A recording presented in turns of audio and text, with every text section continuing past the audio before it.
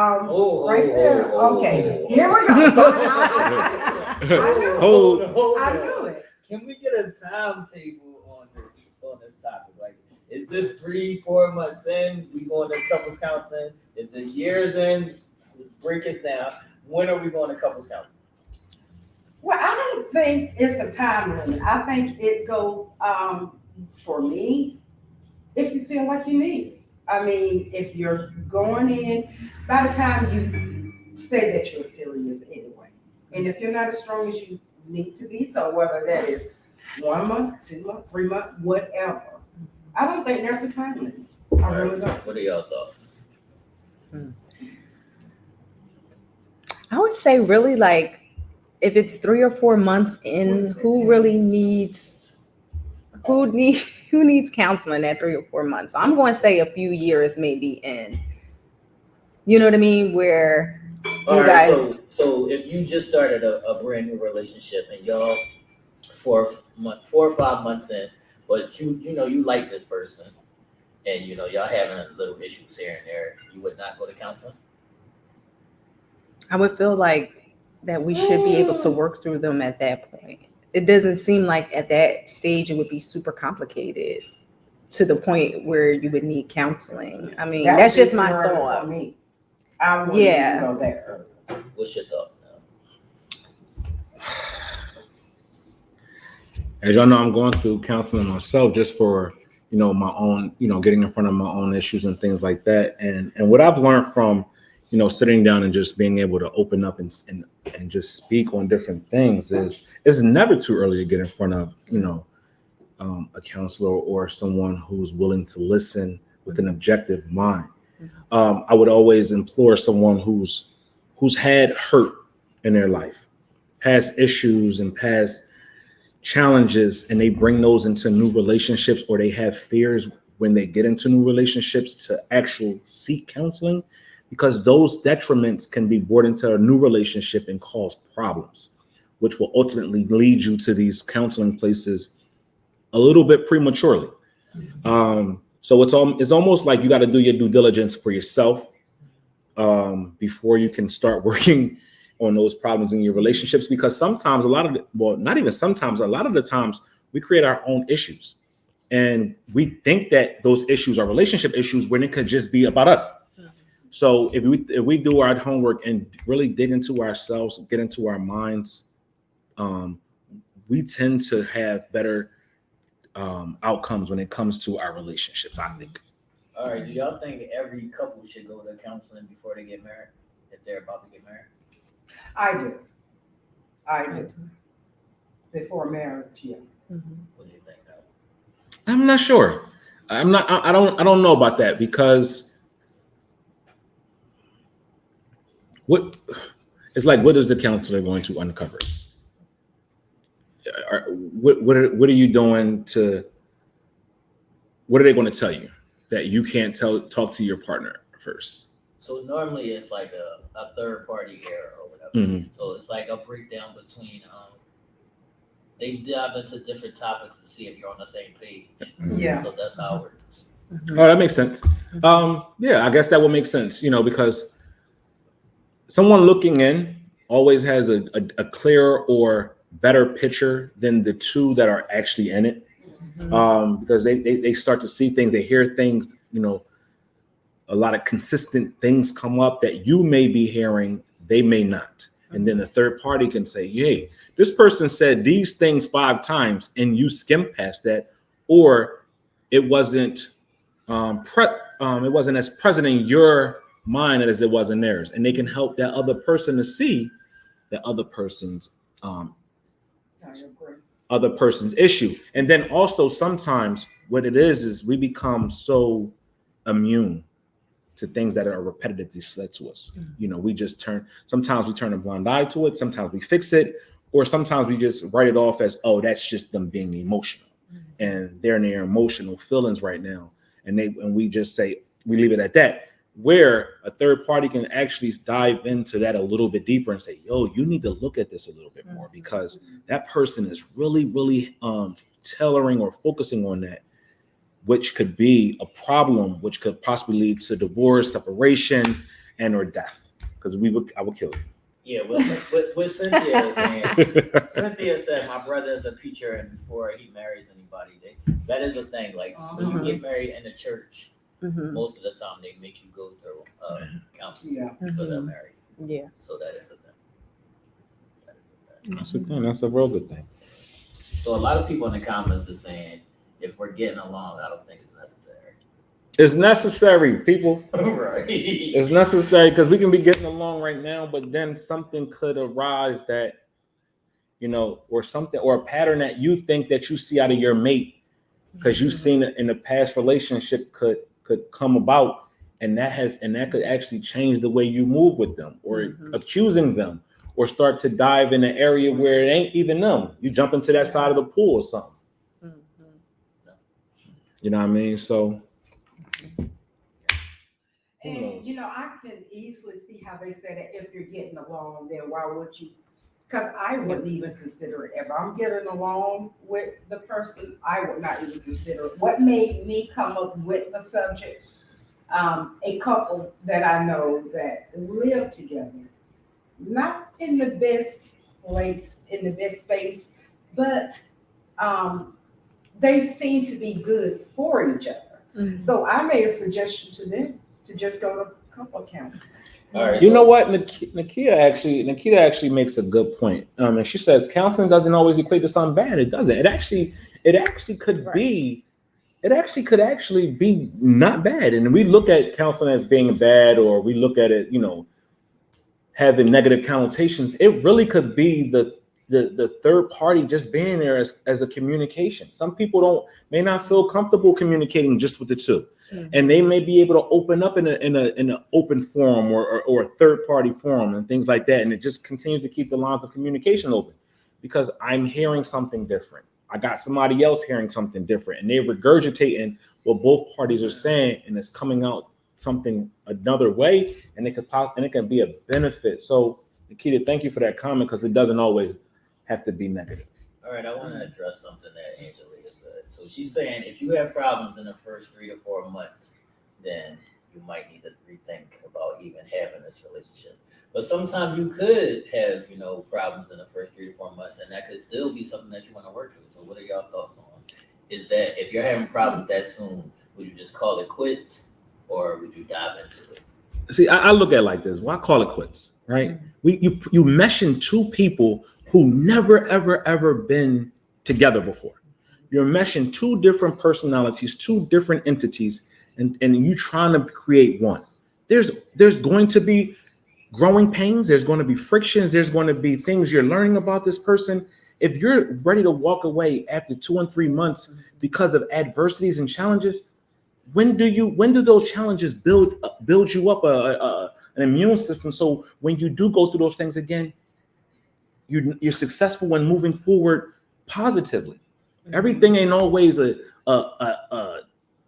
kill you moment. That's why we laugh at this, and sometimes we sometimes may look at Darnell or T as being jerks when we say, "Did it kill you?"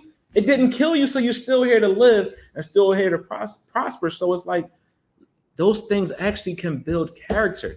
Have you ever rode a bike and you fell the first time? You didn't say to yourself, "I ain't getting on that bike ever again." You got your ass on that thing and rode it again because it was fun. Right. So why look at something that in the first 2 or 3 months it was some challenges and you're ready to walk away from it? You never know. That person could really, really, really be a positive in your life and add reinforcement to it, to somewhere that you was ready to walk away from just because.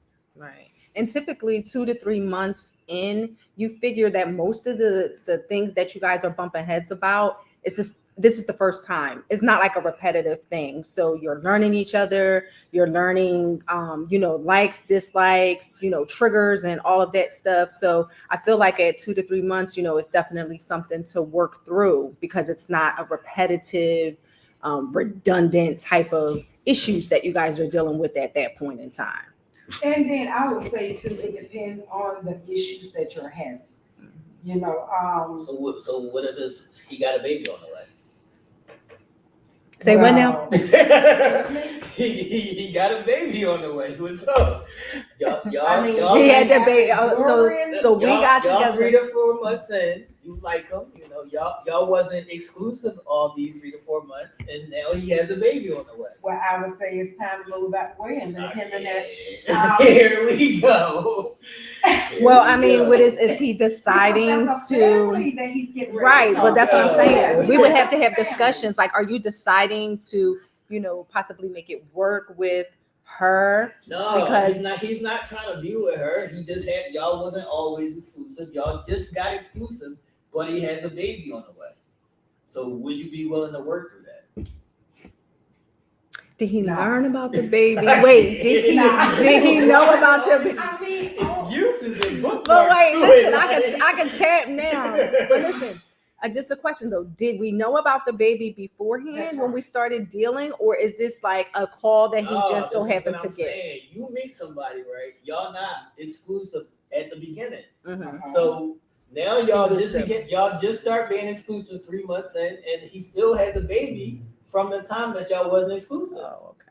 so do I know about the baby before we become exclusive? No. Oh, Oh. okay. Okay, then yeah. So if y'all 4 months in, and he tells you, yo, I got a call that my ex is 7 months pregnant, 8 months Right. pregnant. What do you do? Well, that's different. I mean, you're 4 months in and she's 7 months pregnant. Well, then that happened before. But what if even if it's 4 months? Y'all got together.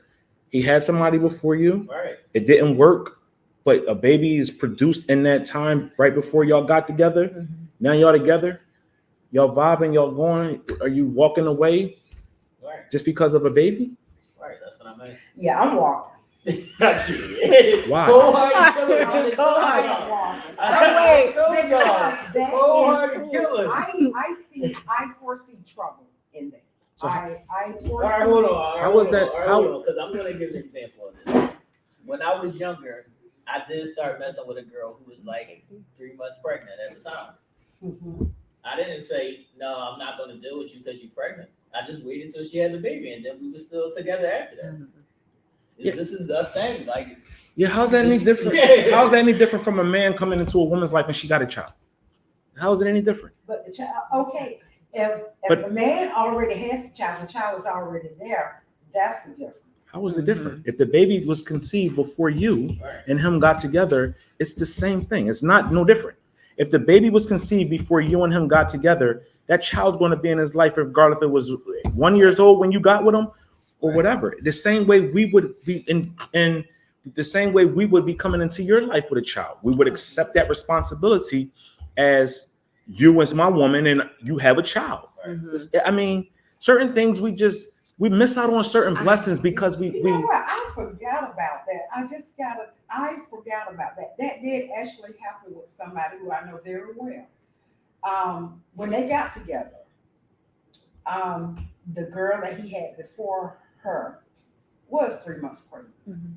Well, they stayed together. She Mhm. stayed there with him, and right today, they are as happy can be. Mhm. I have to say. Mhm. All right. Now you find out 3 to 4 months in, your person is either alcoholic or has a drug habit.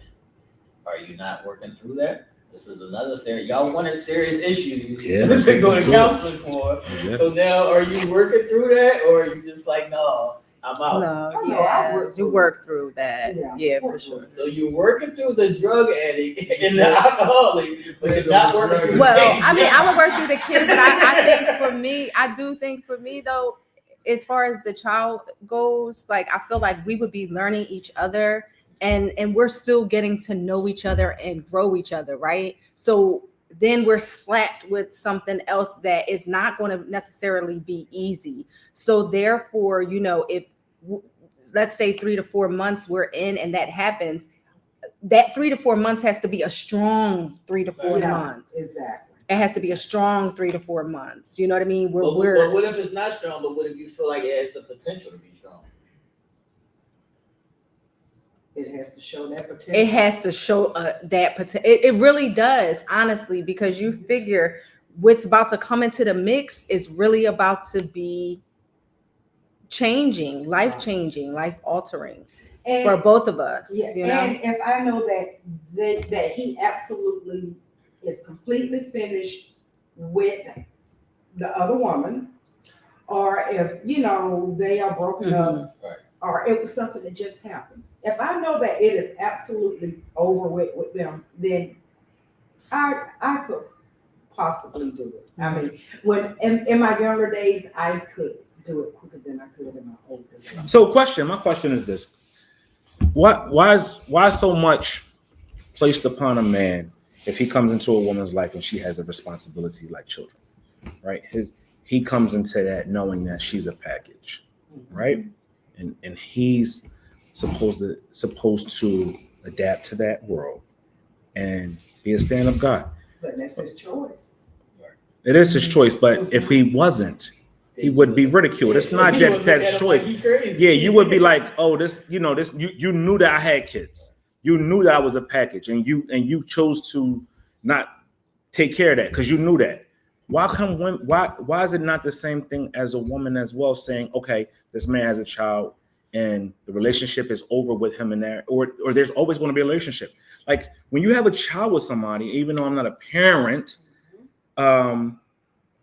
you still have a relationship with with the other parent for the rest of your life. Right. Not even if the child is 21, that relationship is still there because the child is still a part of you two. That don't gotta mean you're sleeping with them. That don't mean nothing. You can be adults and still call your child's mother and check on them and make sure they have everything that they need.